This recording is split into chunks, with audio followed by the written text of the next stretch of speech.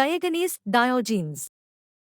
பாண்டஸ் நாட்டின் இன் modern Turkey தலைநகரான சினோபே என்ற ஊரில் கிமு 41-2 இல் பிறந்த டயகனீஸ் என்பவர் தன்னுடைய வாலிப பருவத்தில் எவருக்கும் அணங்காமல் ஓர் தன்னிச்சையான வாழ்க்கையை ஏற்று வந்ததினால் நாட்டை விட்டு அகற்றப்பட்டார்.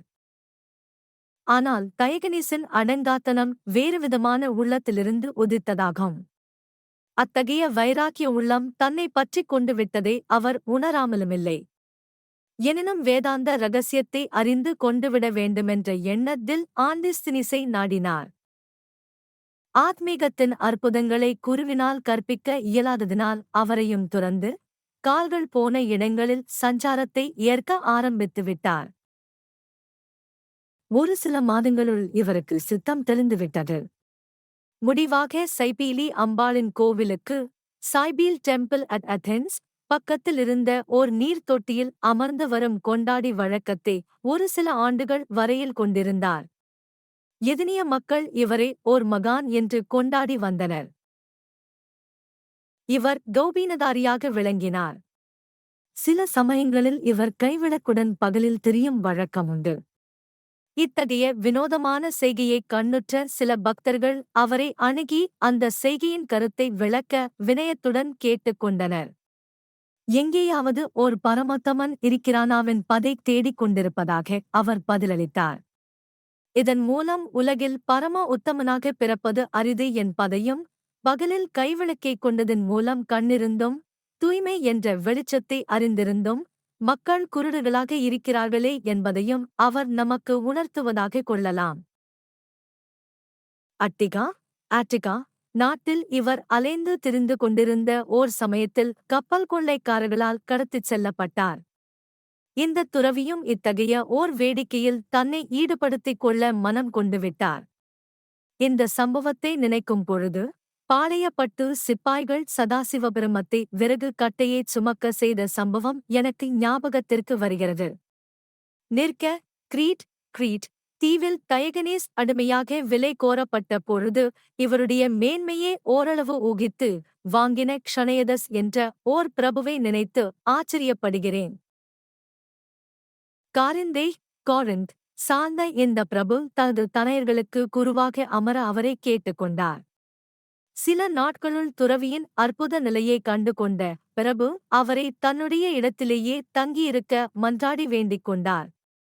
இதற்கு இணங்கிய துறவியும் சில மாதங்கள் வரையில் காரின்ஸ் நகரில் தங்கி காரின்ஸ் நாட்டின் மக்களை மகிழ்விக்கச் செய்தார். இவருடைய சித்து விளையாட்டுகள் நாடெங்கும் பரவியது.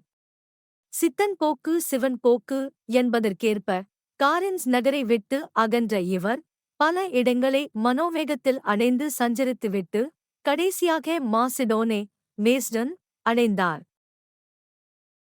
மாசிடோனில் இவருடைய அற்புதங்களைக் காண நேர்ந்த சிலர் பிரமிப்பைக் கொண்டதுடன் இவைகள் சக்கரவர்த்தியின் செவிக்கும் எட்டியது.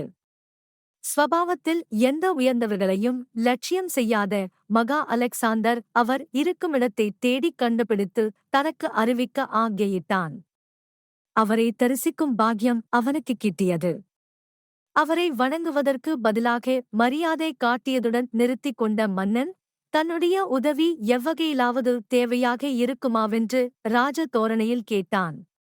இவனுடைய கேள்விக்கிணங்கி துறவி yes stand out of my sunshine என்று பதிலளித்தாராம்.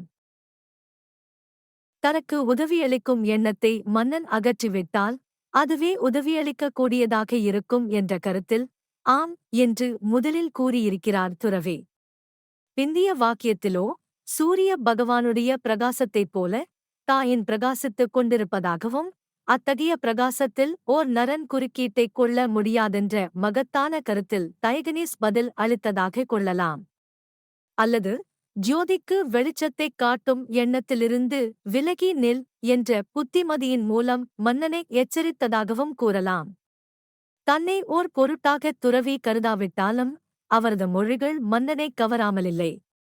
எனவே வேதாந்த பக்வத்தில் சற்றேனும் உறவைக் கொள்ள முடியாத மன்னன் Were I not Alexander, I would wish to be Diogenes. என்று துறவியிடம் கூறிக்கொண்டான்.